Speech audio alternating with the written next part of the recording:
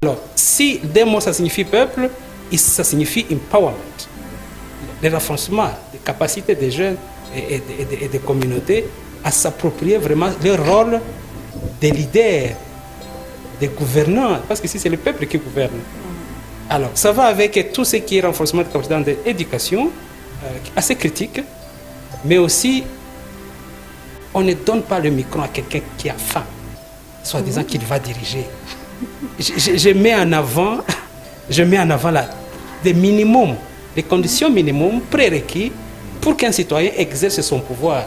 C'est vraiment le développement minimal. Le coup d'État, c'est, comment dire, c'est le niveau le plus haut de la dictature, si je peux dire. L'adversaire tchèque, souvent, vous savez, les coups d'État, c'est s'imposer justement quand tu te poses, tu inspires de la paix à tout le monde. Et puis, l'ordre dont tu parles, c'est pas ordre, comment dire, c'est pas ordre pacifique, c'est pas ordre paisible, mais c'est justement la peur qui continue à régner. Aussitôt, on vous dit de ramener les amis, les anciens ennemis, on vous dit d'organiser les élections, on dit de mettre en place une constitution. Vous n'avez pas un mot à dire. Vous n'avez pas le mot à dire de dire mon contexte m'exige de travailler sur certains aspects pour que j'ai les minimums pour un nouveau. C'est alléger le poids du passé sur nos jeunes. Comment Voilà, c'est ce que je dis. Puisque justement, tu as fait référence à la jeunesse de 93-92 qui a été manipulée, qui a été remportée par les mauvais politiciens dans les actes de meurtre jusqu'au génocide. Le génocide, alors, oui. Justement, il faut alléger son poids-là, de montrer comment dire, ce qu'ils valent, des vraies valeurs dans la politique, des vraies valeurs dans la vie nationale du pays. Parce que là, ce n'est pas d'intégrer dans les partis politiques seulement, mais c'est aussi d'intégrer dans le travail, d'intégrer dans les coopératives, d'intégrer dans la prise de décision, dans tout. Je pense que nous devons apprendre à nous posséder, à s'approprier nos processus. Et là, c'est un leadership visionnaire, c'est un leadership qui décide d'être pragmatique, qui décide de creuser à l'intérieur, de faire cette interaction entre l'interne et l'externe, mais en tout centré sur l'intérêt du peuple. C'est cette idée de garder longtemps alors, tu vois, institutionnaliser, et tout en développant cet espace citoyen et de développer, mais surtout les processus de guérison, heal the nation, des sociétés guéries de cette. Bonsoir chers téléspectateurs, chères téléspectatrices et bienvenue à cette émission Leadership d'impact. C'est l'heure de votre émission préférée et on vous demande chaque fois de prendre votre carnet avec un bic pour que vous puissiez apprendre de cette émission. C'est une école où vous n'avez pas à payer le Minerval, donc c'est gratuit. Il suffit seulement d'être connecté sur Isango TV que vous pouvez nous recevoir depuis chez vous sur Star Times et sur Canal. Ce soir, nous allons parler des élections en Afrique, des élections qui sont souvent accompagnées par un climat de peur, un climat de conflit, un climat de violence. Et les invités de ce soir vont nous permettre d'analyser pourquoi les élections en Afrique sont connues comme les élections qui ne sont pas pacifiques, qui ne sont pas toujours pacifiques. Nous allons donc savoir si les élections en Afrique, c'est la démocratie ou si c'est la violence. Les gens ont du mal à comprendre cela, les causes de cette situation, mais aussi nous allons voir, analyser ou vous donner à travers nos invités les solutions. Qu'est-ce qu'il faut faire pour prévenir, pour que l'Afrique ne soit pas titrer un continent d'élections peureuses. Et rien que cette année, nous allons avoir en Afrique, plus de 19 pays vont avoir les élections. Il y a des élections présidentielles dans 10 pays. Il y aura plus de 9 élections parlementaires dans 9 pays. Ça, c'est sur le calendrier des pays qui ont déjà communiqué leur élection. Mais il peut y avoir d'autres élections qui vont s'ajouter rajouter. Alors, ce soir, nous allons pouvoir discuter ou donner la parole à nos invités pour qu'ils puissent analyser cette situation et donner même les pistes de solution à cette problématique d'élections peureuses, d'élections qui sont accompagnées par la violence. Rien que en analysant, Jen, les articles dans les médias, on remarque que la peur est là. Par exemple, climat de peur, oui. Oui, et par exemple, il y a un article qui a été publié récemment par Le Point. Il dit, si vous analysez le titre, 2024, une année électorale à haut risque. Donc, ça veut dire que les gens, ils ont déjà peur des élections en Afrique. Oui. Et on va donc vous présenter les invités de ce soir. Moi, c'est Solange Ayanoune. Et moi, c'est Jen Ouimana. Nous sommes aussi en ligne avec Madame Fatimata.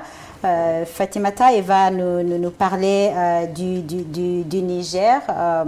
Elle est la présidente de l'association Women of Africa à Niger.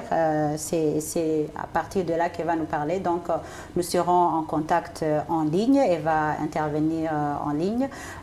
Mais dans le studio aussi, nous sommes avec Dr Eric Ndushabandi, professeur des sciences politiques à l'Université du Rwanda.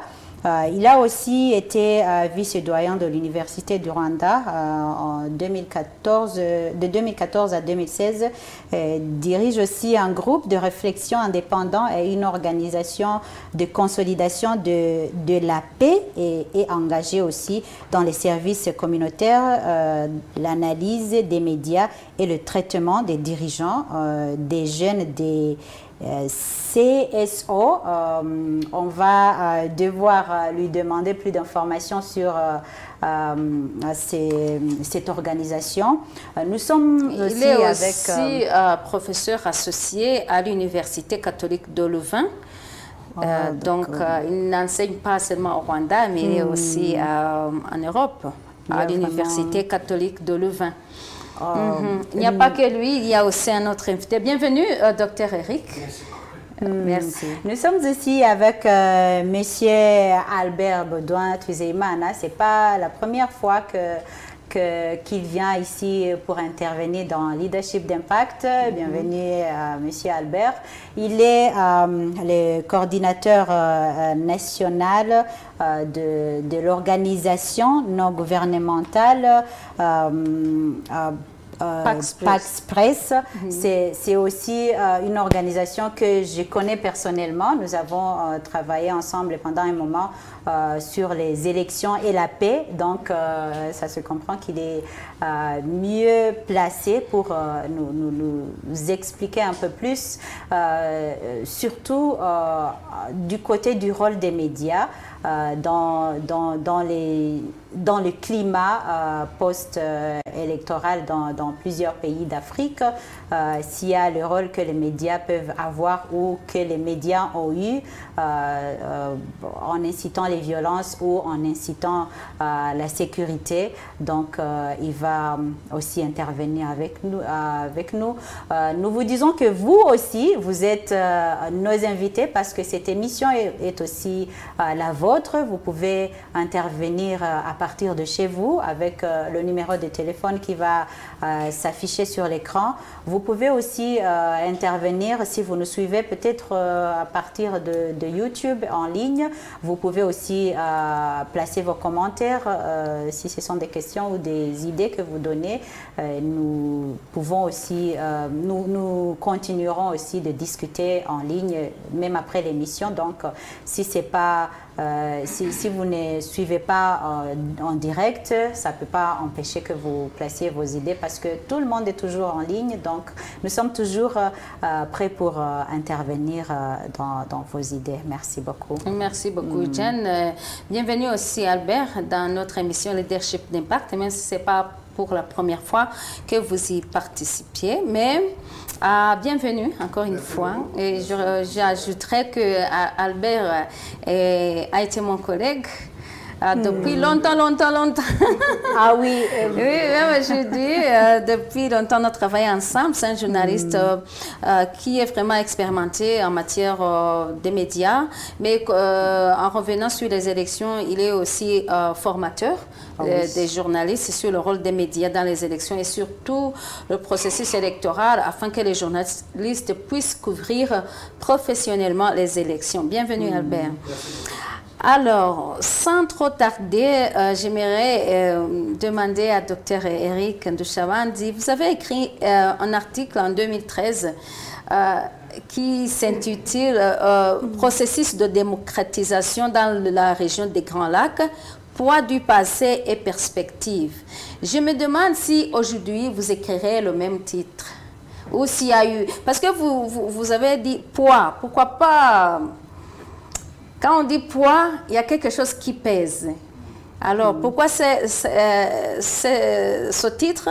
Et si c'était aujourd'hui, est-ce que vous allez réécrire le même titre?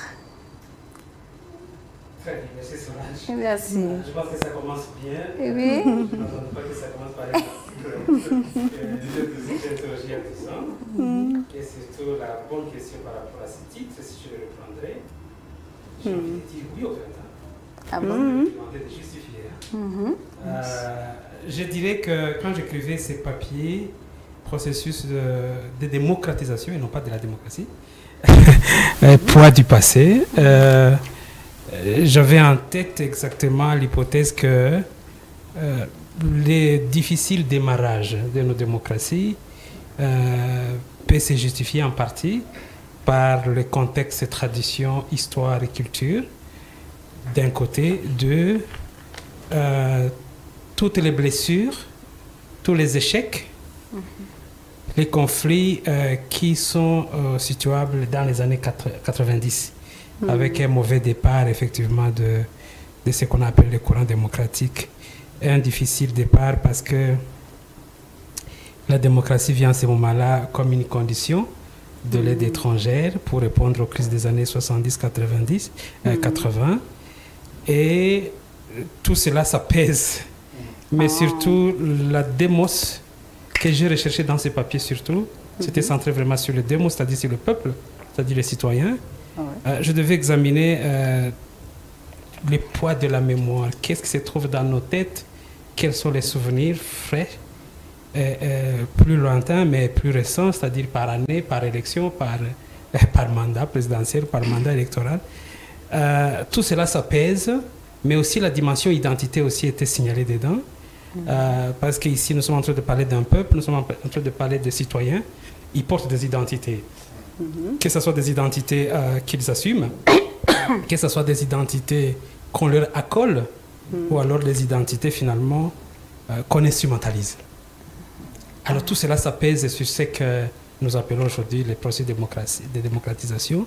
Et le poids est donc là. Et je pense que c'est un bon point que vous avez choisi cette thématique. Et vous avez raison, effectivement, de faire retour sur ce papier-là. Parce que 2024, on ne peut pas le comprendre si on ne rentre pas dans tous les écarts qu'on peut observer entre l'adoption de la démocratisation comme système politique, comme régime politique, qui n'est pas le premier. Enfin, il y a d'autres choses. Il y a des dictatures, il y a des monarchies, il y a d'autres. Mais ça s'impose aujourd'hui comme mode, ou alors comme démocratie libérale, comme mode de gouvernance. Et en remplacement de démocratie libérale, effectivement, il y a autre chose.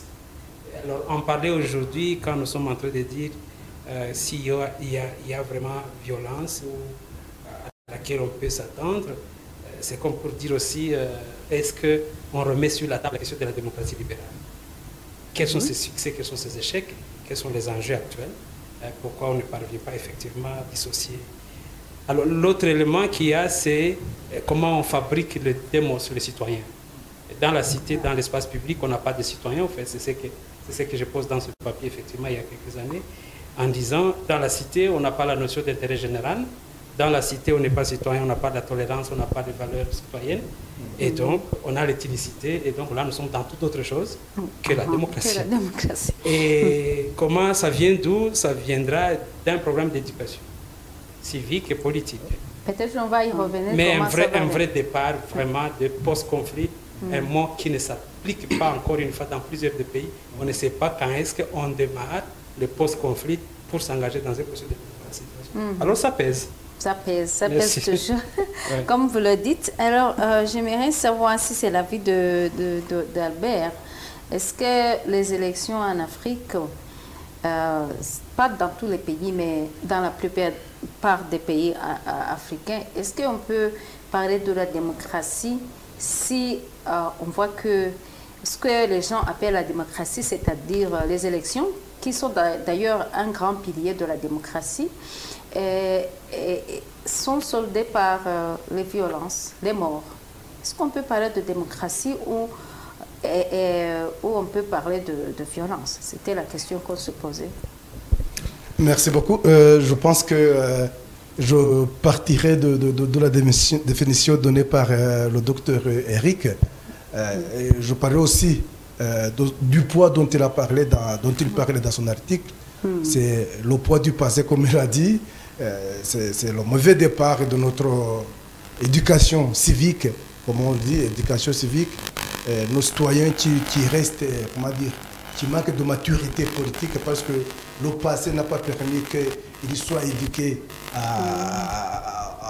au concept de démence, comme elle a dit, de citoyenneté, comment dire, d'honnêteté citoyenne, de fidélité à son pays, de responsabilité sociale et civique des citoyens. Alors ce mauvais départ, ce poids du passé, justement, continue à peser sur nous, à peser sur le présent, parce que, comme tu dis, aujourd'hui, les élections, ça inspire la peur. Ce qui se conçoit, comment dire, normal pour moi, parce que quand on prépare les élections, c'est comme si c'est comme une femme qui est en travail, qui est enceinte, ne sait pas ce qui va arriver après l'accouchement. Alors nos citoyens aussi qui ne sont pas éduqués ne savent pas ce qui va arriver. Ne savent pas le résultat d'après les élections, d'après l'acte de citoyens de voter. Alors je pense que tout ce poids-là, ce que nous récoltons, c'est justement les violences. Ce que nous récoltons, c'est les mésattentes, parce qu'on a d'abord défini très mal le concept de démocratie. Démocratie, comme partant des mots grecs, c'est le pouvoir du peuple, pour le peuple et par le peuple, comme on dit. Voilà des concepts qui sont bien connus aujourd'hui, mais comment interpréter ça? L'interprétation, ça pose problème parce que là, le poids du passé, justement, nous a, comment dire, nous a enfoncé dans la mauvaise définition, dans la mauvaise interprétation, parce que certains pensent que l'élection, ça dit nécessairement alternative, ça dit nécessairement renversement de celui qui était au pouvoir, ça dit nécessairement course au pouvoir, comme on le dit. C'est pas ça. Je pense qu'il est encore temps, comme le dit le docteur Eric, il est temps aussi de revenir aux sources pour commencer maintenant à avoir le même entendement sur les termes démos, le même entendement sur comment dire, le concept d'élection en soi, pour justement comprendre que c'est la démocratie ne veut pas dire seulement le renversement ou le changement de celui qui était en place. Ok. Quand on voit dans les médias, comme elle avait mentionné ma collègue Solange, par exemple, il y a le Conseil de coopération internationale en Amérique qui a déjà fait une carte de l'Afrique. Il a mentionné, il a mis des points sur les pays où il y aura les élections dans cette année-ci. Et ils ont déjà alerté leur peuple dans ces pays-là, les Américains, pour leur dire que le moment où il y aura les élections, il faudra vraiment savoir comment se comporter. Est-ce que même dans leur pays, c'est comme ça que ça se passe quand il y a les élections, même en Amérique, ils leur disent qu'il faut être alerté, il y a toujours ce climat de peur ou c'est seulement en Afrique?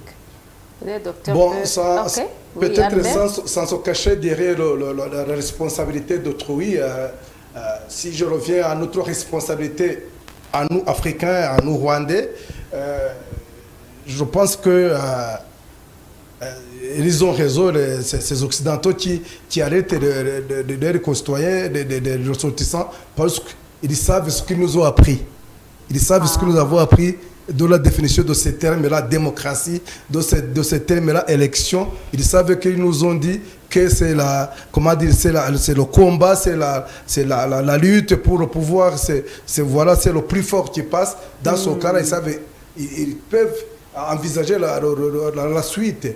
Mais en principe, je dirais que nous avons heureusement certains pays qui donnent des bonnes leçons. Nous avons pris des exemples d'il y a certaines années, les pays comme le Ghana, comme les pays comme la Tanzanie. Aujourd'hui, nous avons le Rwanda qui donne des leçons d'après les élections, que même les élections, c'est la fête aujourd'hui. On dit c'est la fête, c'est la rencontre, c'est la convivialité. C'est une nouvelle leçon pour moi qui va servir aussi de définir d'une façon, d'une façon moderne le terme démocratie. Je dis aujourd'hui, démocratie telle que nous l'avons appris comme concept, il faut le contextualiser, il faut l'adapter au contexte. Donc il faut adapter le terme démocratie à certaines spécificités des pays. La démocratie au Rwanda, ce n'est pas la démocratie au Mali, ce n'est pas la démocratie à Suède. Donc je pense qu'il est temps... En Europe, la démocratie, ou à l'Occident, la démocratie, les principes démocratiques sont les mêmes. Il n'y a pas d'adaptation. Ils ne sont pas du tout les mêmes. Ils ne sont pas du tout. Il y a quand même certains éléments qui se sont entendus, comme tu l'as dit, un processus qui permet aux citoyens de lire leurs représentants et que ces représentants les représentent valablement et consorts. Il y a au moins sur la définition, ce qui n'est pas le cas, peut-être en Afrique. Donc ça m'amène à la question que j'aimerais poser au docteur Eric. Albert disait que ils nous ont appris. Ils savent ce qu'ils ont appris aux Africains.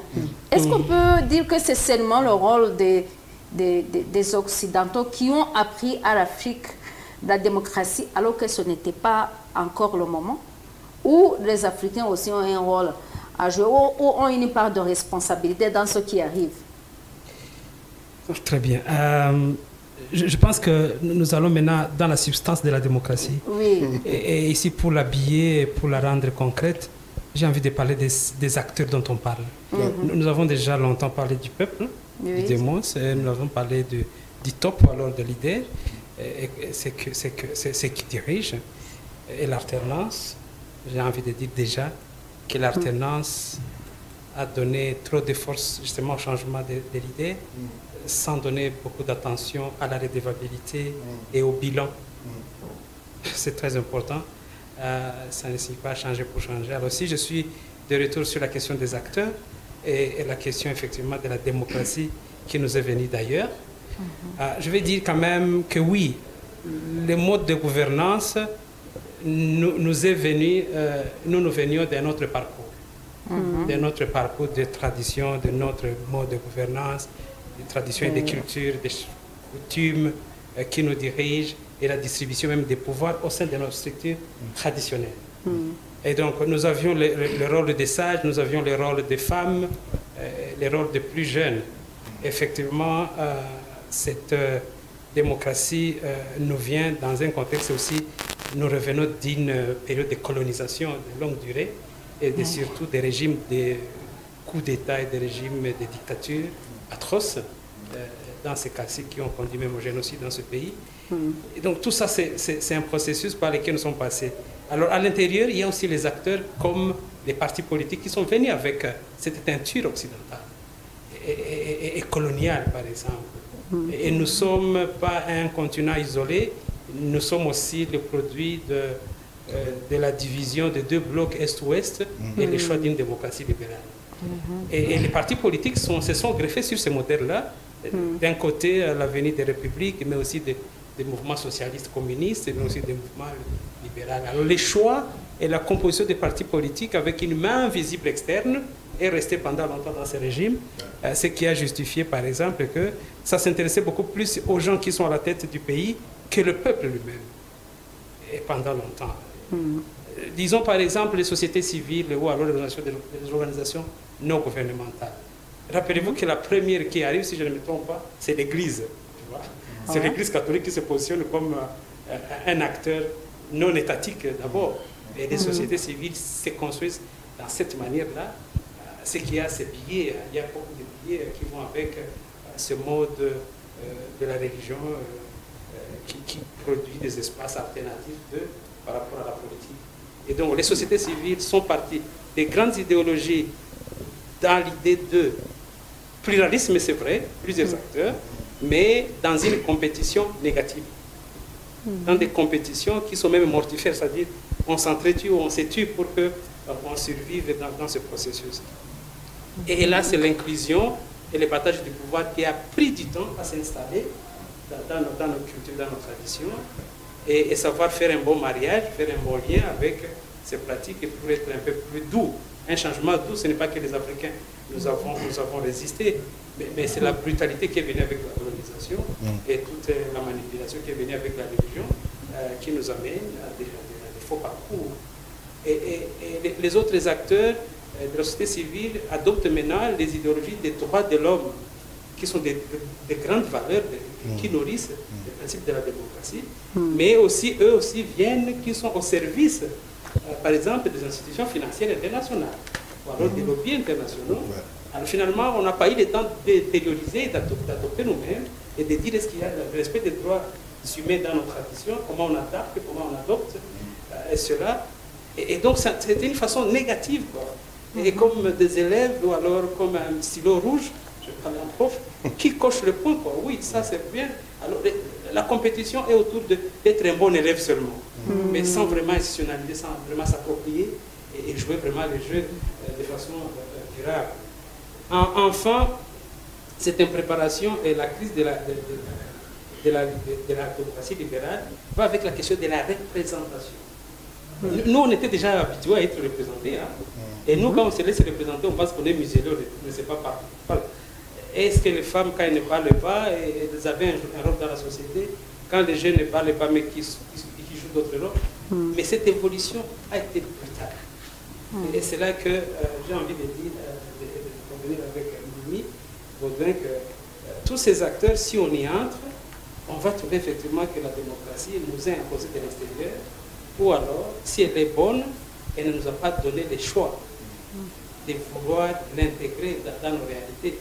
Mais je ne suis pas de ceux qui disent que nous voulons une démocratie à l'africaine ou africaine. Non, pas du tout. Je pose la question chaque fois, je dis ça signifie quoi exactement? Il n'y a pas moyen de remettre en question les valeurs et les principes de la démocratie. Il n'y a pas moyen. Je ne suis pas un académique qui vient ici dire qu'il faut quand même réviser cela, ces tableaux. Non, c'est absolu. J'y crois fermement. Ouais. Mais c'est tous ces contextes-là et la manière dont on utilise effectivement ces principes et ces valeurs démocratiques. Oui, Albert n'est pas... Mais il n'y a pas d'excuse, quoi. Albert n'est pas pour. Si, je suis pour, dans le sens où, justement, il dit qu'il faut laisser, par exemple, si on parle du Rwanda, on laisser aux Rwandais de comprendre la façon dont la démocratie, il gère la démocratie. Et comment, par exemple, en famille, naturellement, disons traditionnellement, comment le pouvoir est distribué dans la famille. Il y a l'aîné qui peut gérer ses petits frères, ses petites soeurs. Il y a le père un beau père évidemment, qui gère tout, qui est responsable, ou la maman qui est responsable de l'éducation. Donc, c'est la démocratie. Déjà, dans la famille, on avait la démocratie. Dans les bonnes familles, on donc, ce n'était pas important. Ça serait encore appelé la démocratie. Pardon? Parce que si par exemple, dans une famille, le père a des responsabilités, mais il y a deux fois que, par exemple, les enfants les obéissent et le père dit il faut faire ceci et il utilise la dictature. Est-ce qu'on peut dire que non, je ne parle pas de la dictature, je parle de la famille des modèles là où ils s'entendent, qui se partagent les pouvoirs, qui discutent, qui disent voilà, Albert est capable de cela et Jane est capable de ceci, et tout le monde le fait pour contribuer au bien-être de la famille. C'est ça. Sinon, ce coup de bateau là, le bateau de maître qui est là, vous faites ceci, vous faites cela, sinon vous ne recevrez pas ceci. C'est ça qui nous a gâché tout. C'est ça qui a gâché la démocratie et même son interprétation. Si je parle de la maturité, du manque de maturité civique, c'est ça. Nos citoyens sont bons, ils sont... La démocratie était précoce. Oui, je continuez pense... et puis de tout réagir par rapport à ça. Mais en attendant, il faut qu'on mette le numéro de WhatsApp sur l'écran pour que les gens puissent réagir. Malheureusement, on ne peut pas recevoir les appels parce qu'on a des problèmes techniques avec ça. Mais il faut réagir sur notre numéro WhatsApp si Emmanuel peut nous mettre son numéro. Alors, Albert, tu disais donc que... Bon, je disais justement que quand je parlais de contextualisation ou d'adaptation de la démocratie, c'est que, comme l'a dit le docteur, les principes ou la définition de la démocratie, c'est bien connu, mais le problème se pose au niveau de l'interprétation ou de l'adaptation au niveau de traditions, des familles, je ne sais pas quoi, de spécificité de chaque pays ou de chaque région. Ok, oui. Docteur, vous voulez réagir? Oui, les évolutions ont été très rapides, c'est vrai, mais ils sont allés avec aussi d'autres instruments, en fait, d'imposition de la force extérieure. Quand la démocratie commence à être un critère pour la survie d'un peuple, et là, on y va trop vite. On y va trop vite et souvent, c'est décalé de la société en bas, des hommes, des femmes ordinaires, des démos, mais plutôt à partir de grands salons et des grands leaders. C'est ça le state building qu'on a eu depuis les années 90. C'est que ce sont les acteurs au sommet de l'État qui vont négocier l'aide étrangère et la condition, c'est la démocratie. À ce moment-là, tous les chemins sont ouverts pour instrumentaliser cela et pour donner à son sens comment il le fait dans son pays. Mais la question aussi des conflits qui sont venus avec, surtout les années 90, il faut le dire encore plus. Les mauvais départs des années 90, c'est précoce effectivement, parce que quitter les dictatures féroces dans lesquelles on était et organiser des conférences souveraines en Afrique partout, comme un bateau magique, ou alors se mettre à la conférence de Berlin. Aujourd'hui, on dit demain, chacun rentre dans son pays. Ça fait des troubles et des casses terribles. Il n'y a pas de sevrage. Alors, il n'y a pas eu à cette maturation de ce processus qui a fait que finalement, on glisse vite du démos à l'ethnos, à l'ethnocratie. C'est finalement une démocratie des familles, une démocratie de favoritisme. Et donc, cette notion, ça a bâclé tout et on a avancé avec quand même.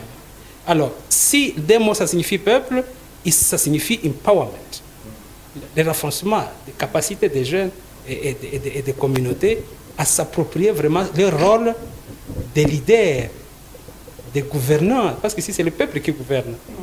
Alors, ça va avec tout ce qui est renforcement de capacités dans l'éducation, assez critique, mais aussi, on ne donne pas le micro à quelqu'un qui a faim, soit disant qu'il va diriger. Je mets en avant des minimums, des conditions minimum prérequis pour qu'un citoyen exerce son pouvoir. C'est vraiment le développement minimal. C'est le besoin minimum. Par exemple, c'est quelles conditions? Je ne veux pas dire que ça doit venir avant ou après, mais moi je dis il y a des minimums. Tu ne sais pas manger chaque jour, tu ne sais pas par exemple avoir les soins de santé, tu n'as pas d'habitation, tu n'espères pas vivre au-delà de 24 heures. Quelqu'un disait hier, avec qui je parlais, il disait, à un moment donné, il y a des pays en Afrique où l'espérance de vie se limite à 1 jour. Pour le plus courageux, l'espérance de vie se limite à 5 ans du mandat d'un président. Ça ne va pas. Et donc, celui-là, ces citoyens, tu les mets au pouvoir, tu dis, voilà, c'est toi le tenant du pouvoir. En fait, il casse. Parce qu'il va vouloir répondre à ses besoins minimums, qui sont des prérequis d'une démocratie. C'est par exemple la justice transitionnelle, la question de stabilité et de paix. Écoutez, on dit c'est magique, aussitôt vous avez ramené vos ennemis, aussitôt vous avez fini les conflits. Non, les conflits s'arrêtent peut-être. Aussitôt on vous dit de ramener les amis, les anciens ennemis, on vous dit d'organiser les élections, on dit de mettre en place une constitution. Vous n'avez pas un mot à dire. Vous n'avez pas le mot à dire de dire mon contexte m'exige de travailler sur certains aspects pour que j'ai les minimums pour un nouveau départ. Donc, c'est ce processus-là que moi, j'avais envie de signaler. Oui. Mais il y a une autre blague, triste aussi, que je faisais avant de venir sur le plateau, que je faisais à M. Baudouin, que je lui disais que à chaque fois qu'on voit un coup d'État dans un pays d'Afrique, tout le monde se tait, il y a la peur, mais après le coup d'État, il y a l'ordre, on n'entend plus de violence. Peut-être que ce serait un chemin à considérer. Il a dit le coup d'État. Oui. Parce que... Bon, je pense que je l'avais dit justement dans notre blague, le coup d'État, c'est, comment dire, c'est le niveau le plus haut de la dictature, si je peux dire. L'adversaire tchadien, souvent, vous savez, les coups d'État, c'est s'imposer justement quand tu te poses, tu inspires de la peur à tout le monde. Et puis, l'ordre dont tu parles, c'est pas ordre, comment dire, c'est pas ordre pacifique, c'est pas ordre paisible, mais c'est justement la peur qui continue à régner. Mais les citoyens ne sont pas, comment dire, ne sont pas des citoyens responsables, comme j'aime le dire, ne sont pas du tout responsables parce qu'ils sont des objets, des noms qui sont à la tête du pays, de celui qui a fait le coup d'État, mais c'est pas ça. J'ai envie de compléter ce qu'il dit. Les coups d'État, c'est vrai, il y a plusieurs formes ou processus qui mènent au changement. C'est des réformes graduelles. Quand vous imposez l'opposition, vous imposez l'audit, vous imposez la redevabilité, vous imposez des réformes, ça c'est une façon de changement plus doux et plus accepté, plus partagé.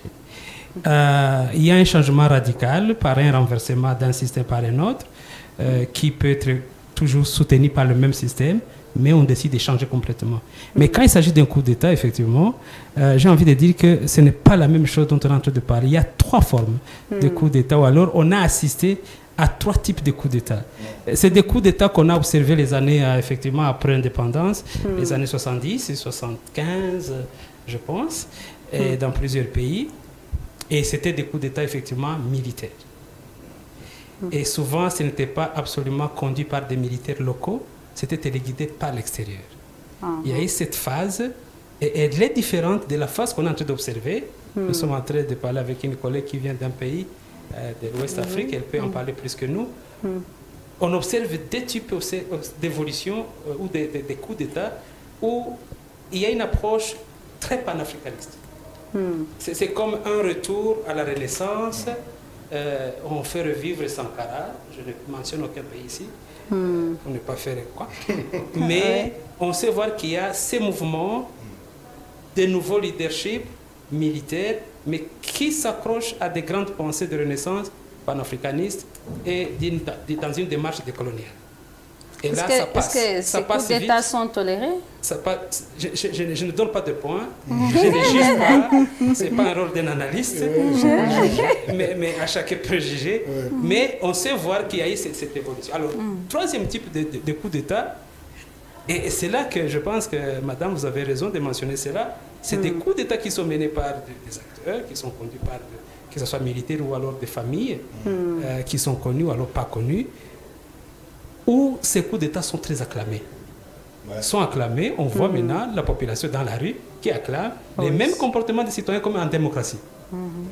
Comme si on a voté, comme si on a élu, comme si on a choisi ça. Mais alors, il faut analyser chaque État et chaque société est dans son processus. Parce que là, il y a une volonté ferme, il y a une volonté ferme de changement.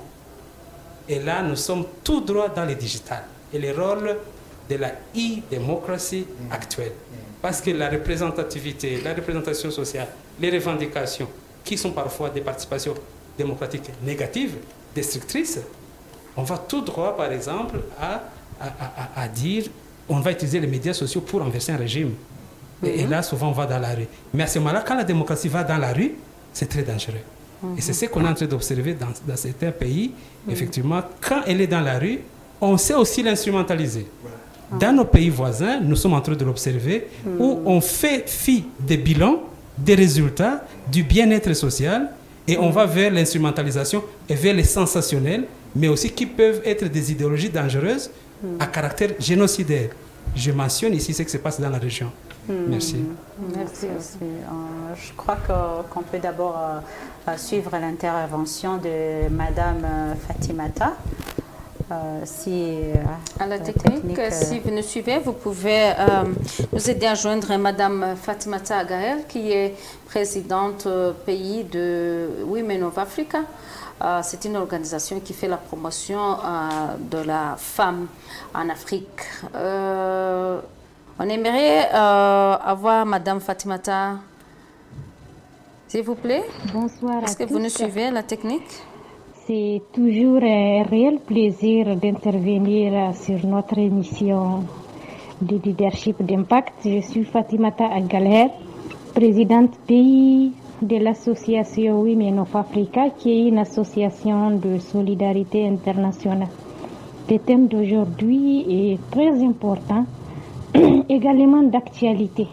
Justement, l'année 2024, c'est une année d'élection. Et à chaque fois, malheureusement, ces derniers sont marqués par des violences, sont marqués par l'insécurité, avant et après. Cette insécurité, justement, en Afrique, perdure beaucoup.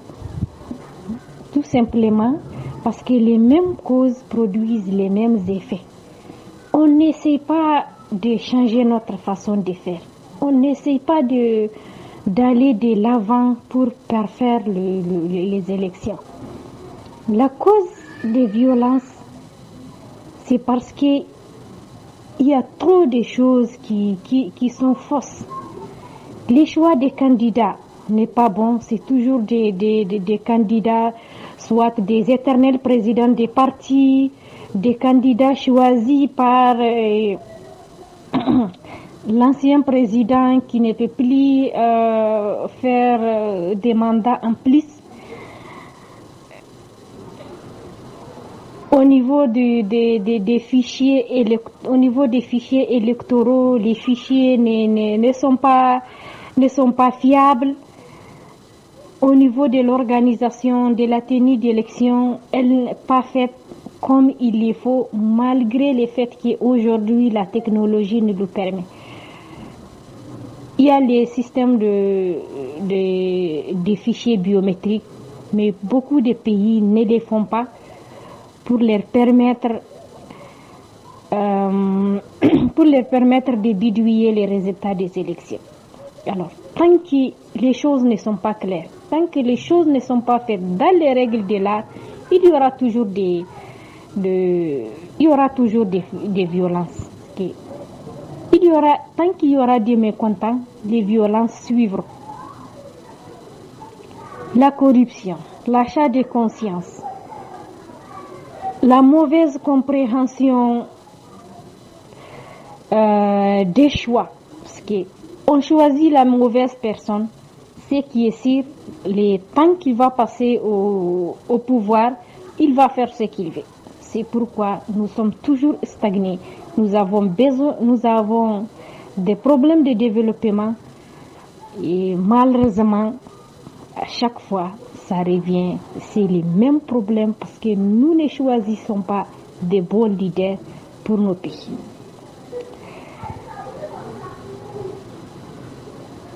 Vraiment, pour prévenir ces conflits, il faut que nous soyons regardants, nous réfléchissons, nous sensibilisons nos populations. Parce que nos pays vraiment méritent de bonnes personnes, des personnes engagées pour le développement, des personnes qui vont travailler pour le pays et non pour eux-mêmes. Donc, choix des candidats. Il nous faut une justice équitable. Aujourd'hui, ce qui se passe dans nos cours constitutionnels est très flagrant. On rejette les dossiers de certains candidats, on ne sait pas sur quelle base. On prend d'autres dossiers, qui sont... Merci beaucoup, Madame Fatoumata. De votre intervention, vous avez parlé de l'Afrique qui stagne, qui n'avance pas, qui, au niveau de la démocratie, à cause de certains éléments dont vous avez soulevé, la corruption, le mauvais choix des représentants ou des dirigeants, sans parler de la population qui n'est pas bien conscientisée. Je crois que c'est ça le terme qu'elle a utilisé. Et là, ça me ramène à penser au rôle des médias. Quand elle dit que la population ne suit pas bien, que la situation du déroulement des élections n'est pas claire, donc les gens n'ont pas confiance au déroulement des élections. Et après, ils se rendent compte qu'ils ont fait aussi le mauvais choix parce que ils n'ont pas été bien éduqués avant pour savoir qui il faut choisir. Est-ce que là, ça n'implique pas le rôle des médias? Monsieur Albert. Oui, merci beaucoup. Je pense que oui, les médias jouent un grand rôle dans tout ce qui est processus électoral. Les médias peuvent contribuer à l'éducation civique. Les médias peuvent contribuer à la campagne des candidats. Les médias peuvent contribuer à la transparence des élections. Voilà, les médias sont indispensables, ils sont indispensables dans le processus électoral. Mais évidemment, comme tu le dis, au niveau de l'Afrique, aujourd'hui justement, les médias, les hommes des médias sont les fruits de notre société, sont les fruits de nos familles. Ils naissent là, ils grandissent avec ces politiciens, ils grandissent avec ces citoyens dont nous parlons qu'ils ont besoin d'éducation, de conscientisation, comme tu dis, de responsabilisation. Les médias aussi, ils ont encore besoin de plus de professionnalisme, de plus de responsabilité sociale, de plus d'impartialité, de neutralité, sans toutefois se laisser manipuler par ce qui aurait les envies politiques, sans se laisser pencher, prendre des partis de l'un ou de l'autre, mais rester professionnels. Donc, nos médias aussi, ils ont encore besoin de tout ce qui est formation, de tout ce qui est encadrement, de tout ce qui est aussi, équipement même, équipement où dépasser le mode de survie des journalistes. Parce que là, comme l'a dit le docteur, un journaliste qui ne mange pas, qui n'a pas de mode de transport, qui n'a pas de frais de sécurité pour son fils ou sa fille, il se laisse manipuler. Il se laisse, emporté par ce qui aurait des envies politiques. Donc, je pense que les médias aussi, il est temps aussi de renforcer les capacités de nos journalistes, renforcer les capacités de nos maisons de médias aussi, pour qu'ils ils restent indépendants, ils restent acteurs indépendants, sans parti pris, sans, donc, il faut assurer le rôle, il jouerait le rôle de journaliste ou de médiateur, si vous voulez. Étant encore là, prenons par exemple le cas du Rwanda, parce qu'il y a toujours des élections pacifiques et vous avez souvent participé dans les formations des journalistes et comment se tenir dans les médias. D'ailleurs, souvent, après les élections, il y a la publication de comment les médias se sont comportés durant les élections, si ça a été un climat pacifique, s'ils ont été partiels ou impartials.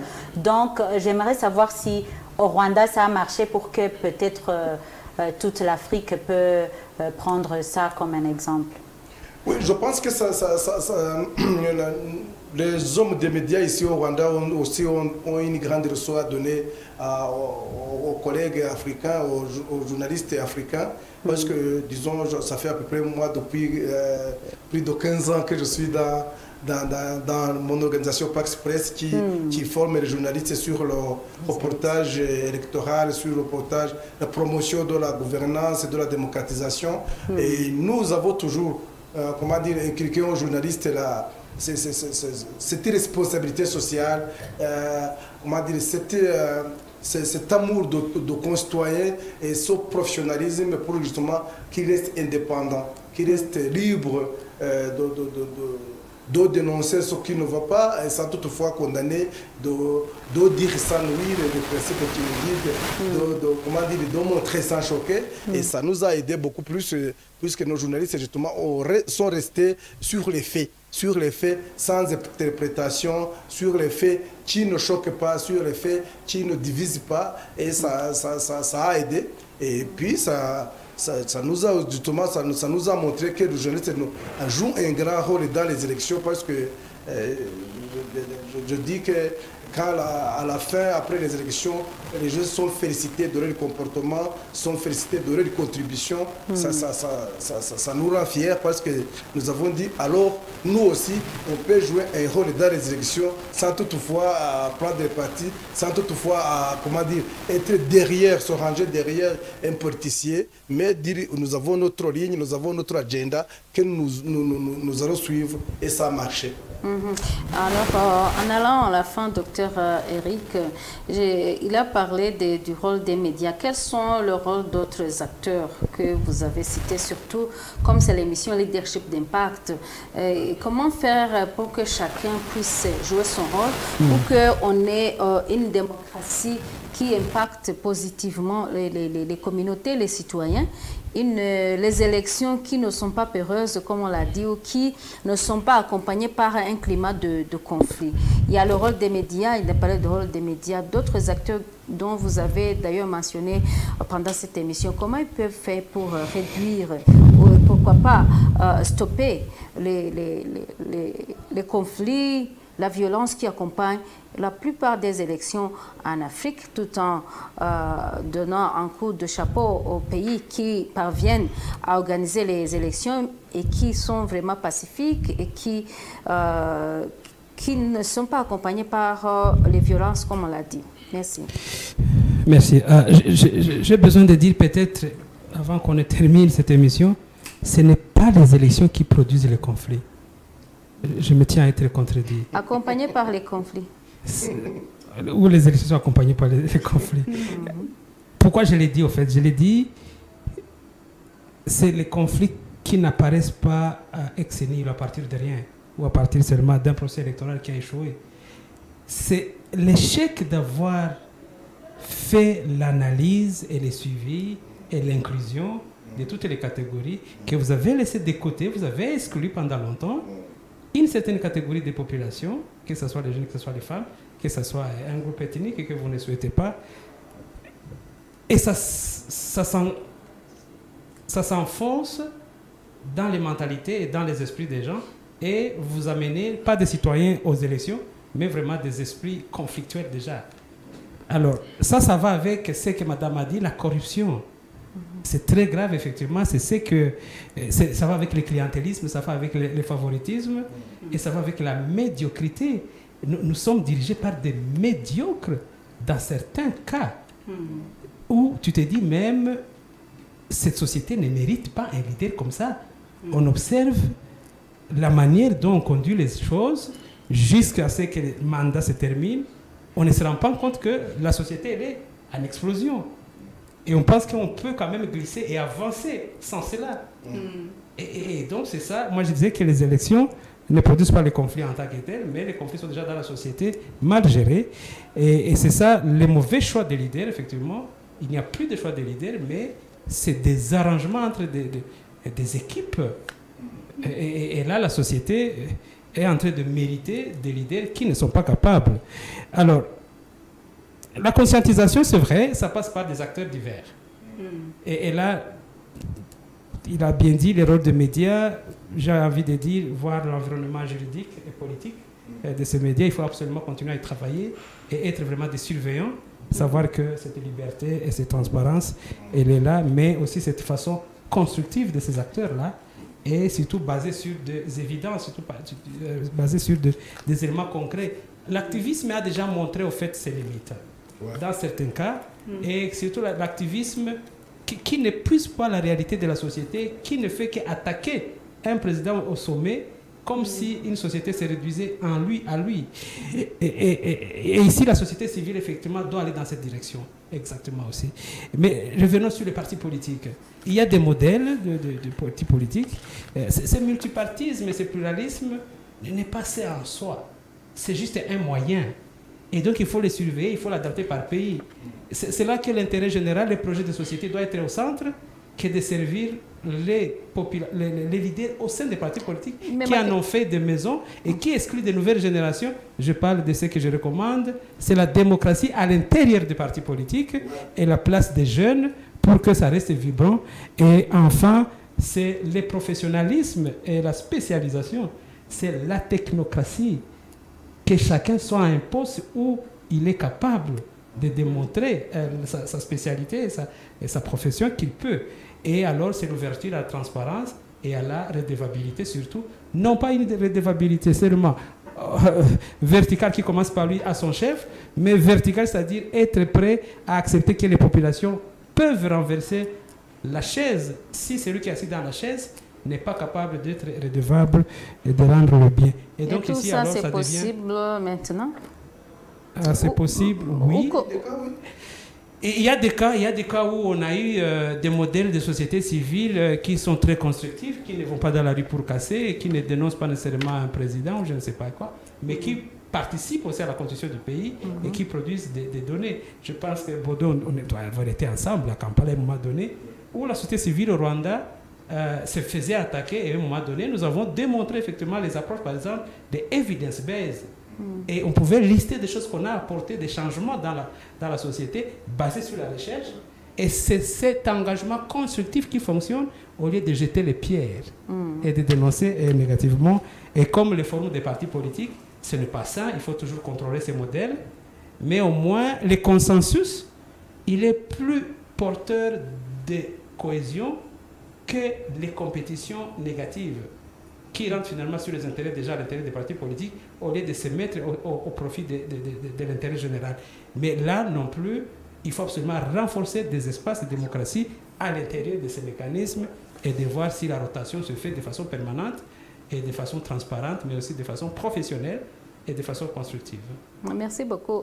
Albert, tu veux ajouter quelque chose par rapport à ça? Surtout, il a mentionné les jeunes pour terminer.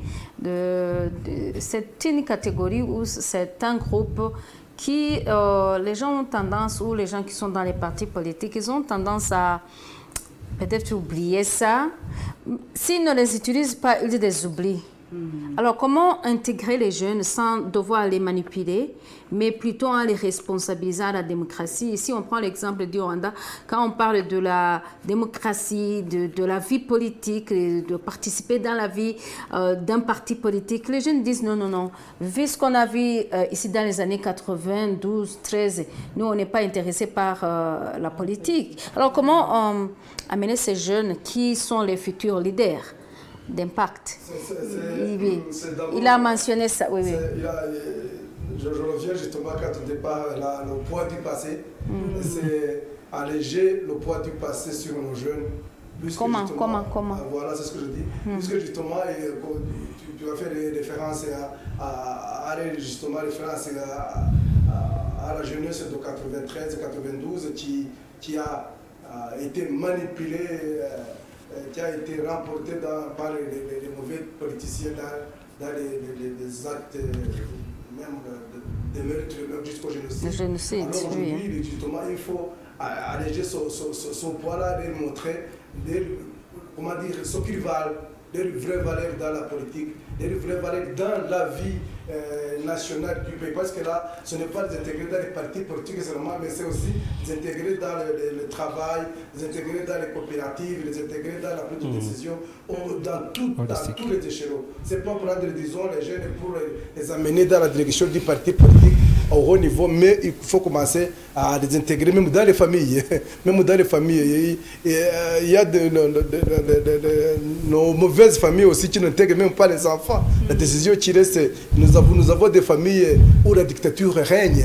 Et voilà, il faut commencer justement à changer tout cela, parce que là, les jeunes, c'est une force, c'est une intelligence, qu'est-ce que vous voulez, et qui peuvent contribuer à beaucoup plus au développement du pays. Alors il faut les intégrer à temps. Merci beaucoup, Albert. On est à la fin de notre émission. Je voyais que le docteur a un micro. Oui, j'ai envie de dire que cette Afrique, pour qu'elle fasse ce départ, je pense que nous devons apprendre à nous posséder, à s'approprier nos processus. Et là, c'est un leadership visionnaire, c'est un leadership qui décide d'être pragmatique, qui décide de creuser à l'intérieur, de faire cette interaction entre l'interne et l'externe, mais en tout centré sur l'intérêt du peuple. C'est cette idée de garder longtemps alors, tu vois, institutionnaliser, et tout en développant cet espace citoyen et de développer, mais surtout les processus de guérison. Healed nation, des sociétés guéries de ces blessures. Ça, ce n'est pas quelqu'un de l'extérieur qui le fera pour toi, tu dois le faire pour toi-même et tu intégreras tous les processus et finalement alléger ce poids du passé. Merci beaucoup, docteur. Merci beaucoup, Albert. On termine. Jen? Oui, c'est la fin, mais j'aimerais vous rappeler que les discussions continuent sur l'Internet, sur YouTube. Donc, si vous trouvez cette émission sur YouTube, il ne faut pas oublier de mettre les commentaires. Merci. Malheureusement, on n'a pas reçu de... Il y a quelqu'un qui a seulement envoyé, dit que je suis avec vous, mais il n'a pas dit quelque chose. Mais au téléphone aussi, on n'a pas pu vous recevoir, mais on espère que prochainement, on pourra vous avoir au téléphone parce que interagir avec vous, ça nous donne aussi les idées de prochaines émissions, mais aussi ça, on doit vous donner l'espace dans votre émission Leadership d'Impact. Merci beaucoup, Albert et Dr Eric, de votre temps, de vos interventions. C'était vraiment une émission. Vous deux, c'est comme si vous aviez préparé ensemble. Oui, merci beaucoup à tous nos téléspectateurs et téléspectatrices. Merci beaucoup à ceux ou celles qui nous suivent depuis l'Afrique francophone et merci à ceux qui auraient aimé intervenir mais qui n'ont pas pu suite aux problèmes techniques. Mais nous savons que vous êtes là, comme quelqu'un l'a dit ici sur WhatsApp. Alors prochainement, c'est mardi à 19h15. Donc ne ratez pas ce rendez-vous. Au revoir.